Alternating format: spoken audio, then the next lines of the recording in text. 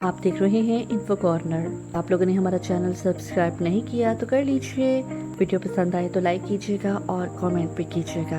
नाजरीन, सूरज की रोशनी में वक्त गुजारना थकावट का बायस बनता है। एक तहकीक के मुताबिक सूरज की रोशनी में ज्यादा वक्त गुजारने से जिस्म में पानी की कमी का सामना करना पड़ सकता है, जिसके बायस आप थकावट का शिकार हो सकते हैं। मुहक्किकीन का कहना है कि पानी की मामूली कमी भी मिजाज को बदलने के साथ थकावट के एहसास को उजागर कर सकती है। धूप में बैठना बिना काम अंजाम दिए भी जिस्म के लिए सख्त मेहनत करने के मुतरादिफ है। माहिर अमराज का कहना है कि दर्जा हरारत में मामूली सी तब्दीली भी जिस्म पर असर अंदाज होती है और इसके अफ़ाल को मुतासिर करती है, और जिस्म पसीने के जरिए बुनियादी दर्जा हरारत को मुनज़्ज़म रखने के लिए काम करता है। इस तरह आपका जिस्म बाहर की निस्बत अंदरूनी सतह पर ज्यादा काम करता है। इसी वजह से आप पर थकावट और नींद की कैफियत तारी होने लगती है। जिस्म की ये थकावट मामूल की बात है, जिसका आम मुशाहिदा साहिल समंदर से वापसी पर होता है, जब जिस्म में पानी की कमी के बायस थकावट का शिकार हो जाते हैं। माहिरीन का कहना है कि एक अंदाजे के मुताबिक दिन में 8 गिलास पानी पीने चाहिए,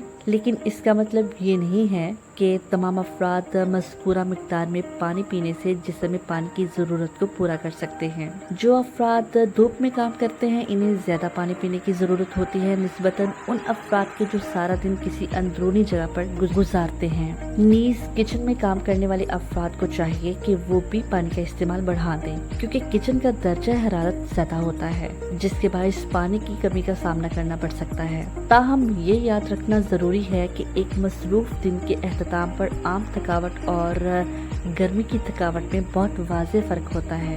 गर्मी की थकावट में जिस्म अंदरूनी दर्जा हरारत को मुनज़्ज़म रखने के लिए जिस्म के पानी को जिल्द की सतह पर ले आता है। पसीना ज्यादा आने की वजह से जिस्म में पानी की कमी होने लगती है। इस तरह थकावट के साथ नब्ज़ भी तेज चलने लगती है और नींद या बेहोशी महसूस होने लगती है। ये तमाम अलामात गर्मी की थकन की हैं।